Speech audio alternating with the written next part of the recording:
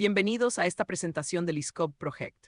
Hoy nos adentramos en una de las obras más importantes de la literatura argentina del siglo XX, El juguete rabioso de Roberto Arlt. Publicada en 1926, esta novela marcó un antes y un después en la narrativa de nuestro país. Ya no estamos en el campo, ya no hablamos de gauchos ni de estancias. Arlt nos lleva al corazón de Buenos Aires, a sus calles oscuras, a sus barrios marginales, a la vida de quienes luchan cada día por sobrevivir. A lo largo de esta presentación analizaremos en profundidad esta obra fundamental, explorando su contexto, su estructura, sus personajes y los temas que la atraviesan. Roberto Godofredo Christophersen Arlt nació el 26 de abril de 1900 en Buenos Aires, en el barrio de Flores. Hijo de Karl Arlt, un prusiano de carácter severo, y de Ekaterine Ostravitzer, una austrohúngara sensible que le recitaba versos de Dante. Esta mezcla de dureza y poesía marcaría su vida y su obra. A los 8 años fue expulsado de la escuela, pero eso no detuvo su hambre de conocimiento. Se convirtió en un lector voraz y autodidacta, devorando todo lo que caía en sus manos, desde folletines de aventuras hasta Dostoyevsky y Nietzsche. Trabajó en los oficios más diversos, fue mecánico, pintor, soldador, vendedor. Estas experiencias de vida nutrieron directamente su literatura. Murió joven, a los 42 años, en 1942, víctima de un ataque cardíaco, sin imaginar que décadas después sería considerado uno de los grandes renovadores de la literatura argentina. Para entender El juguete rabioso, necesitamos entender el Buenos Aires de los años 20. Era una ciudad en plena transformación. Las oleadas migratorias de finales del siglo XIX y principios del XX habían convertido a la capital argentina en una Babel de lenguas y culturas. Italianos, españoles, judíos, polacos se hacinaban en los conventillos del sur buscando el sueño de hacer la América. La economía oscilaba entre la bonanza y la crisis. Mientras en la calle Florida paseaba la oligarquía, en los arrabales crecía el tango como expresión del desarraigo. El anarquismo y el socialismo ganaban adeptos entre los trabajadores. Era un mundo de contrastes brutales. Riqueza obscena junto a pobreza extrema, modernización acelerada junto a marginalidad estructural. Este es el escenario donde se desarrolla la novela de Arlt y su protagonista Silvio Astier es producto de estas tensiones. La novela se divide en 4 capítulos, cada uno marcando una etapa en la vida de Silvio Astier. El primero se titula Los ladrones y nos presenta a Silvio a los 14 años. Aquí conocemos sus orígenes. Vive con su madre en el barrio de Flores, un entorno modesto pero no miserable. Lo que despierta su imaginación son los folletines de bandidos que le alquila un viejo zapatero andaluz. Estas lecturas lo llevan a fundar junto a sus amigos Enrique Irzubeta y Lucio el llamado Club de los Caballeros de la Medianoche. Es una parodia de banda criminal, pero también una forma de rebeldía adolescente contra un mundo que ya perciben como hostil. Se dedican a pequeños robos en casas deshabitadas, a hurtar objetos en cafés y comercios. La aventura culmina con el intento de robar una biblioteca escolar que termina en un escape nocturno bajo la lluvia. Es el capítulo de la iniciación, donde el delito aparece teñido de romanticismo juvenil. El segundo capítulo se titula Los trabajos y los días, un guiño irónico al poema de Hesíodo. Aquí Silvio ha abandonado las fantasías de ladrón y entra al mundo laboral. Consigue empleo como dependiente en una librería de viejo, propiedad de don Gaetano. Este personaje representa todo lo que Silvio odia: la mediocridad, la mezquindad, la vida reducida a la supervivencia sin horizontes. Silvio pasa sus días entre libros que no puede leer, soportando humillaciones cotidianas, sintiéndose degradado. Su único consuelo son sus estudios autodidactas de electrotécnica, sus sueños de inventos que nunca concreta. El capítulo culmina con un acto extremo. Silvio intenta incendiar la librería. Es un gesto de rebelión desesperada, un querer destruir aquello que lo oprime. Pero como todo en su vida, también fracasa. El fuego se apaga solo. Este capítulo es una meditación amarga sobre el trabajo alienante y la imposibilidad de escape. El tercer capítulo da título a la novela, El juguete rabioso. Silvio ha crecido, pero sus circunstancias no han mejorado. Intenta ingresar a la escuela de aviación militar como aprendiz de mecánico. Por un momento parece que su inteligencia será reconocida. Los examinadores quedan impresionados con sus conocimientos, pero la ilusión dura poco. Lo rechazan con una frase brutal que quedará grabada en la literatura argentina. Aquí no necesitamos personas inteligentes, sino brutos para el trabajo. Es el sistema aplastando al individuo que destaca, premiando la mediocridad. Devastado, Silvio vive un extraño encuentro con un homosexual en un hotel de mala muerte, una escena cargada de ambigüedad y perturbación. Finalmente compra un revólver e intenta suicidarse, pero ni siquiera en esto tiene éxito, el arma no dispara correctamente. Es el nadir de su existencia, el momento de mayor oscuridad antes del capítulo final. El cuarto y último capítulo se titula Judas Iscariote y es quizás el más polémico y analizado de toda la novela. Silvio trabaja ahora como corredor de papel, un oficio ambulante que lo lleva por los barrios de Buenos Aires. En el mercado de flores conoce al Rengo, un cuidador de carros que vive en la más absoluta marginalidad. A pesar de sus diferencias, surge entre ellos una amistad. El Rengo le propone a Silvio participar en el robo a la casa de un ingeniero llamado Arsenio Vitri. Silvio acepta, pero inmediatamente concibe un plan diferente, delatará al Rengo, y lo hace. Va a la casa del ingeniero, revela el plan, y la policía detiene al Rengo antes de que pueda cometer el robo. Cuando Vitri le ofrece dinero como recompensa, Silvio lo rechaza indignado. Es un acto que desafía toda explicación racional y que ha generado ríos de tinta en la crítica literaria. Silvio Astier es uno de los grandes antihéroes de la literatura latinoamericana. No es un personaje simpático, no busca nuestra admiración ni nuestra compasión. Es contradictorio, a veces despreciable, siempre fascinante. Es un joven inteligente atrapado en un mundo que no valora la inteligencia. Sueña con ser excepcional, pero todas sus empresas fracasan. Lee vorazmente, pero sus lecturas no le abren puertas sino que alimentan fantasías irrealizables. Quiere escapar de la pobreza, pero cada intento lo hunde más. Silvio encarna la figura del resentido social, del que observa el mundo con una mezcla de desprecio y deseo. No es un revolucionario que quiere cambiar el sistema, sino alguien que quiere triunfar dentro de él y no puede. Su tragedia es la del individuo aplastado por fuerzas que no controla, pero también la del que participa de valores que lo condenan. La marginalidad es el tema vertebral del Juguete Rabioso. Silvio Astier vive en los márgenes de la sociedad, no por elección sino por nacimiento. Es hijo de inmigrantes pobres, sin capital económico ni social. La educación formal le está vedada, el trabajo digno es una quimera, el ascenso social un espejismo. Pero la marginalidad no es solo económica, es también cultural y simbólica. Silvio lee libros que no están destinados a su clase, aspira a conocimientos que su entorno considera inútiles, tiene ambiciones que su realidad no puede satisfacer. Esta brecha entre lo que desea y lo que puede produce un estado de frustración permanente.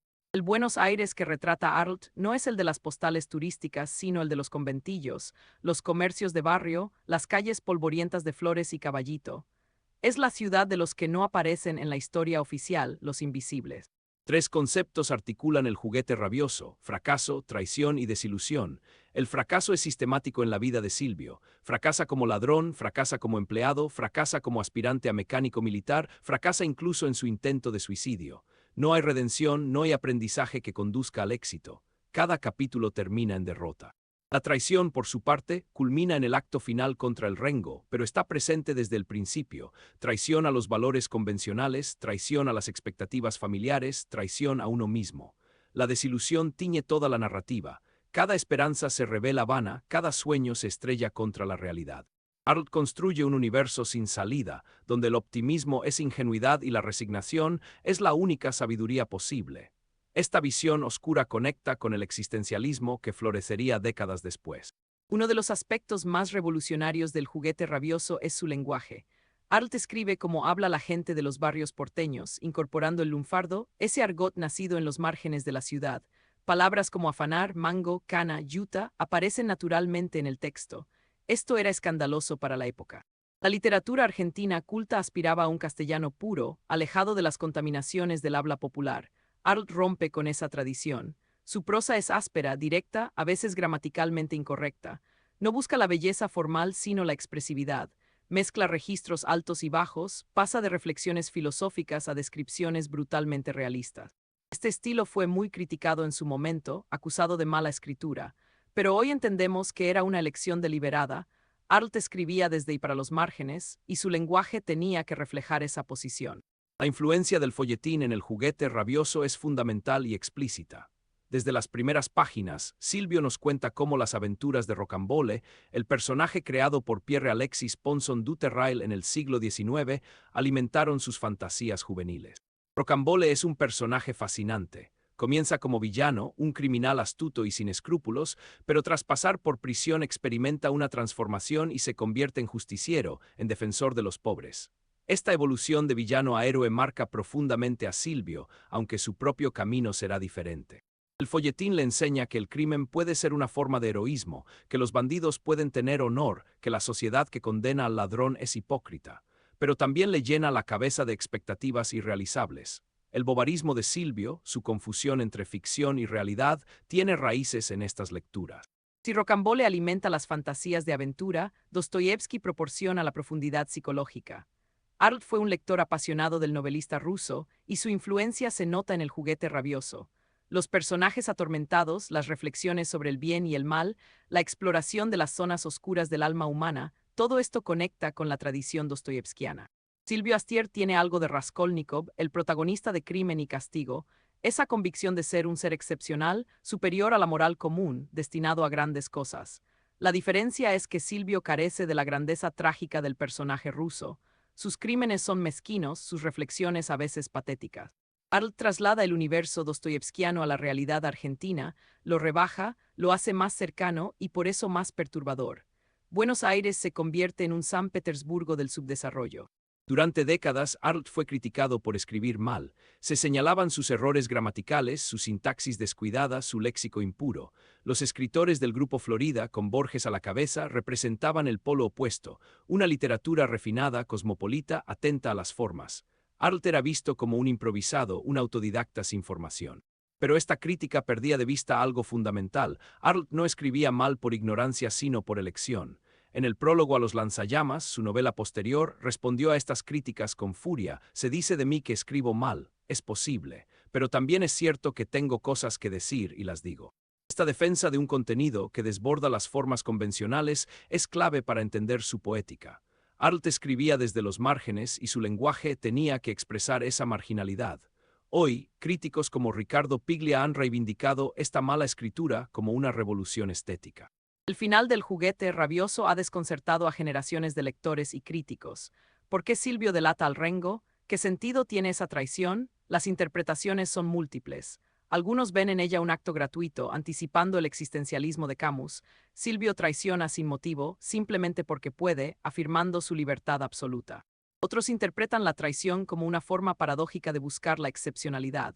Si no puede ser un gran criminal ni un gran inventor, al menos puede ser un gran traidor, hermoso como Judas Iscariote. El hecho de que rechace el dinero refuerza esta lectura. No busca beneficio material sino una identidad, aunque sea infame. También se ha leído como ruptura final con su clase, un intento de integrarse al orden burgués delatando al lumpen. Sea cual sea la interpretación, el final deja una marca indeleble. Silvio abandona la casa materna y se pierde en la noche. Es el único capítulo que no termina con el regreso al hogar. El juguete rabioso fue publicado el mismo año que Don Segundo Sombra de Ricardo Guiraldes, en 1926. Mientras la novela de Guiraldes representaba el canto del cisne de la literatura gauchesca, celebrando un mundo rural en extinción, la de Arlt inauguraba algo nuevo, la narrativa urbana moderna argentina. Sin embargo, el reconocimiento no fue inmediato. La novela de Guiraldes fue un éxito, la de Arlt pasó casi inadvertida. Fue recién después de su muerte cuando comenzó la reivindicación. Julio Cortázar fue uno de los primeros en señalar la importancia de Arlt. Más tarde, Ricardo Piglia dedicó ensayos fundamentales a su obra.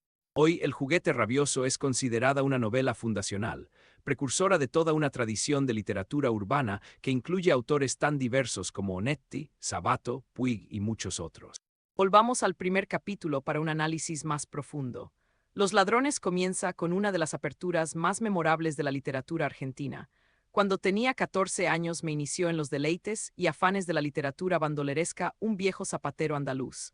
Desde la primera línea, literatura y delito están entrelazados. El zapatero cojo, ese personaje pintoresco que le alquila folletines a Silvio, funciona como iniciador en un doble sentido. Lo introduce a la lectura y, a través de ella, a las fantasías criminales. El Club de los Caballeros de la Medianoche es una parodia de las sociedades secretas que aparecen en los folletines. Los tres adolescentes redactan estatutos absurdos, usan sellos con corazones atravesados por puñales, planean crímenes grandilocuentes. Es un juego peligroso que oscila entre lo cómico y lo patético. Cuando intentan robar la biblioteca escolar, la tensión narrativa alcanza su punto máximo. La escena nocturna, bajo la lluvia, es magistral. En los trabajos y los días, el tono cambia radicalmente. Ya no hay aventuras rocambolescas, sino la monotonía gris del trabajo alienante. La librería de Don Gaetano es un espacio asfixiante, lleno de libros viejos que nadie lee, de polvo y decadencia. Silvio está rodeado de literatura, pero no puede acceder a ella. Debe trabajar, no leer. Don Gaetano encarna todo lo que Silvio teme convertirse, un hombre reducido a la supervivencia, sin aspiraciones, sin dignidad. Las humillaciones cotidianas se acumulan. Silvio sueña con escapar estudiando electrotécnica, inventando cosas, pero la realidad lo aplasta. El intento de incendiar la librería es un gesto desesperado, un querer destruir el símbolo de su opresión. Que el fuego se apague solo es tremendamente significativo, ni siquiera su rebelión tiene consecuencias. El capítulo termina con Silvio de vuelta en casa de su madre, el ciclo de fracaso completo. El tercer capítulo es el más desgarrador. La escuela de aviación representa para Silvio una última esperanza de ascenso social a través del mérito. La aviación era, en los años 20, símbolo de modernidad y progreso. Silvio se prepara, estudia, demuestra sus conocimientos. Por un momento parece que el sistema lo aceptará, pero el rechazo es brutal, no necesitan inteligentes sino brutos. Es la confirmación de que no hay lugar para él en el orden establecido. Lo que sigue es el descenso a los infiernos. El encuentro con el homosexual en el hotel es una escena ambigua, cargada de tensión sexual y violencia latente. Algunos críticos la han leído como una experiencia de degradación extrema, otros como un momento de vulnerabilidad y confusión identitaria. El intento de suicidio que cierra el capítulo es el punto más bajo. Silvio quiere morir, pero ni siquiera puede lograr eso. El arma falla. Está condenado a seguir viviendo. El capítulo final ha generado más debate que cualquier otro pasaje de la literatura argentina. Silvio trabaja como corredor de papel, un oficio ambulante que lo pone en contacto con diversos personajes. En el mercado de flores conoce al Rengo, un hombre marginado entre los marginados.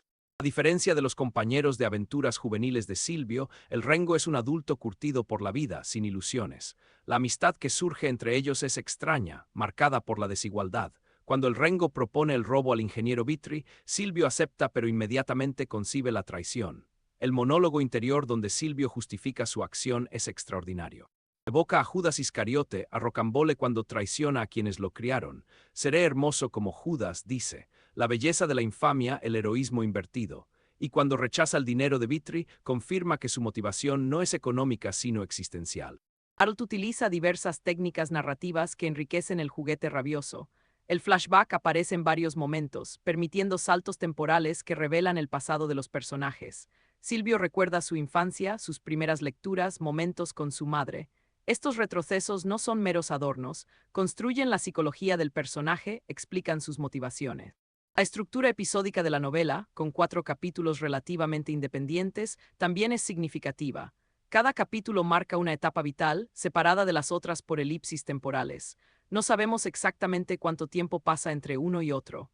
Esta fragmentación refleja la vida discontinua del protagonista, sus intentos de reinventarse que siempre fracasan. La técnica del montaje, más propia del cine que de la literatura de la época, anticipa desarrollos posteriores de la narrativa latinoamericana.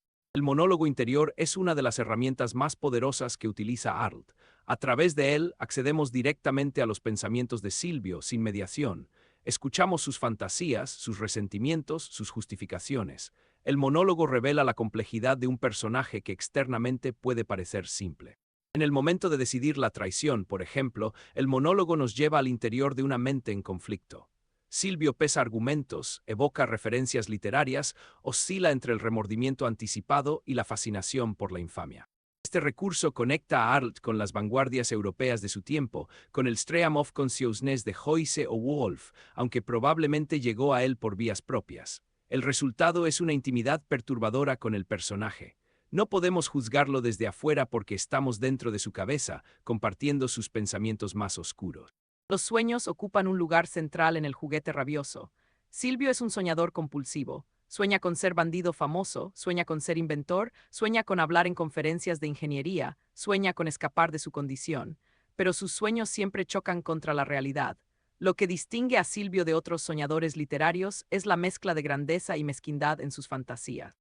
No sueña simplemente con ser rico o poderoso, sueña con ser excepcional, único, diferente de la masa.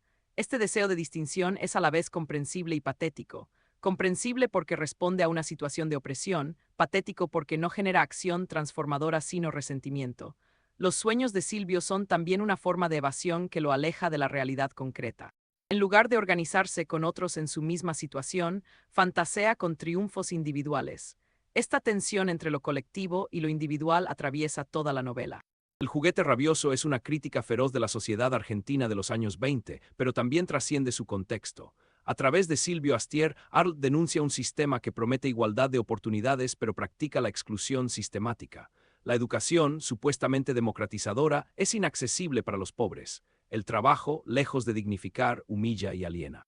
El mérito personal no es suficiente para romper las barreras de clase. Esta crítica no es explícita ni panfletaria. Arlt no escribe novelas de tesis ni propone soluciones políticas. Su crítica emerge de la narración misma, de las situaciones que vive Silvio. Es el lector quien debe sacar conclusiones. Esta sutileza hace que la novela siga siendo pertinente casi un siglo después. Los mecanismos de exclusión que retrata Arlt, mutatis mutandis, siguen operando. La marginalidad urbana sigue produciendo Silvio Astier. Uno de los grandes logros de Arlt es la profundidad psicológica de sus personajes. Silvio no es un tipo social, sino un individuo complejo, contradictorio y reductible a esquemas. Sus motivaciones son múltiples y a veces incomprensibles. ¿Por qué intenta incendiar la librería? ¿Por qué se deja arrastrar al encuentro en el hotel? ¿Por qué traiciona al Rengo? Las respuestas no son unívocas. Arlt explora zonas oscuras de la psique que la literatura argentina de su tiempo ignoraba. El deseo sexual, la agresividad, la envidia, el resentimiento aparecen sin edulcorar. Silvio es capaz de ternura y de crueldad, de generosidad y de mezquindad. Esta complejidad lo hace creíble. Los personajes secundarios también tienen espesor. Don Gaetano con su avaricia y su soledad, el Rengo con su dignidad en la miseria, Enrique Irzubeta con su cinismo, son algo más que funciones narrativas. El Buenos Aires del juguete rabioso no es decorado sino protagonista. La ciudad determina el destino de los personajes, les impone límites, les ofrece posibilidades siempre truncas. Arlt conocía esa ciudad desde dentro. Había caminado sus calles, había trabajado en sus comercios, había vivido en sus barrios pobres. Su descripción es sensorial: olores de engrudo y cuero en el taller del zapatero, polvo de los libros viejos en la librería de Don Gaetano, barro de los patios en la casa de los Irzubeta. Los lugares tienen nombres reales: la calle Rivadavia, el barrio de Flores, el mercado, la escuela de aviación en el Palomar. Esta precisión geográfica ancla la novela en una realidad reconocible. Pero al mismo tiempo, Arlt transforma esos lugares en espacios simbólicos. La ciudad es laberinto, prisión, trampa.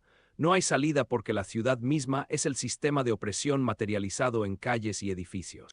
Profundicemos en esta idea de la ciudad como personaje. Buenos Aires en el juguete rabioso no es simplemente el lugar donde ocurren los hechos, sino un agente activo que moldea las vidas. Los barrios definen identidades. Flores es clase media-baja con aspiraciones, Floresta es ya la pobreza, el centro es el territorio ajeno de la riqueza. Silvio se mueve por esta geografía social, intentando cruzar fronteras que resultan infranqueables. La ciudad también marca ritmos: el horario laboral, los días de feria, las noches de bohemia o delito. Los espacios interiores reflejan condiciones sociales: la estrechez de las viviendas, la oscuridad de los patios, el hacinamiento. Arlt inaugura una tradición de narrativa urbana que continuarán otros grandes escritores argentinos. La ciudad como tema, como problema, como destino, será central en la literatura posterior. En ese sentido, El juguete rabioso es una novela fundacional. La influencia de Arlt en la literatura argentina y latinoamericana es inmensa. Juan Carlos Onetti, el gran narrador uruguayo, reconoció su deuda con el autor del juguete rabioso. Los personajes derrotados de Onetti, sus ciudades grises, su tono desesperanzado, tienen raíces arltianas. Ernesto Sabato, en novelas como Sobre héroes y tumbas, continúa la exploración de Buenos Aires iniciada por Arlt. Más recientemente, Ricardo Piglia dedicó algunos de sus mejores ensayos a analizar la obra de Arlt, destacando su importancia para entender la literatura argentina. El propio Julio Cortázar, en sus primeros cuentos, muestra huellas de Arlt. Y fuera de Argentina, Roberto Bolaño expresó su admiración por el autor del juguete rabioso. Esta cadena de influencias muestra que la novela de 1926 sigue viva, sigue interpelando a escritores y lectores. ¿Por qué seguir leyendo El juguete rabioso casi un siglo después de su publicación? La respuesta tiene que ver con la actualidad de sus temas. La marginalidad urbana, lejos de desaparecer, se ha profundizado. Los jóvenes sin oportunidades, atrapados entre aspiraciones que el sistema alimenta y posibilidades que el mismo sistema niega, siguen siendo legión. El trabajo precario, la educación como promesa incumplida, la violencia como respuesta a la exclusión, son realidades contemporáneas que Arlt anticipó. Su escritura, además, sigue siendo desafiante. Rechaza el buen gusto literario, se niega a embellecer la realidad, nos confronta con lo que preferiríamos no ver. Esta incomodidad es valiosa. La literatura no está solo para consolarnos, sino también para inquietarnos. Arlt, desde su Buenos Aires de los años 20, sigue preguntándonos qué hacemos con los que quedan afuera. Llegamos al final de este recorrido por El juguete rabioso de Roberto Arlt. Hemos explorado el contexto histórico y literario de la obra, la biografía del autor, la estructura de los 4 capítulos, el protagonista Silvio Astier como antihéroe, los temas centrales de marginalidad, fracaso y traición, el estilo y lenguaje innovador de Arlt, las influencias de Rocambole y Dostoyevsky, la polémica sobre la mala escritura, las múltiples interpretaciones del polémico final y el legado de esta novela fundamental. Esperamos que esta presentación les haya sido útil y les anime a leer o releer esta obra maestra de la literatura argentina. Desde Liscop Project les agradecemos su atención. Los invitamos a visitar nuestro canal de YouTube en youtube.com/Liscop Project, donde encontrarán más contenido educativo sobre literatura, tecnología y pensamiento crítico. Hasta la próxima.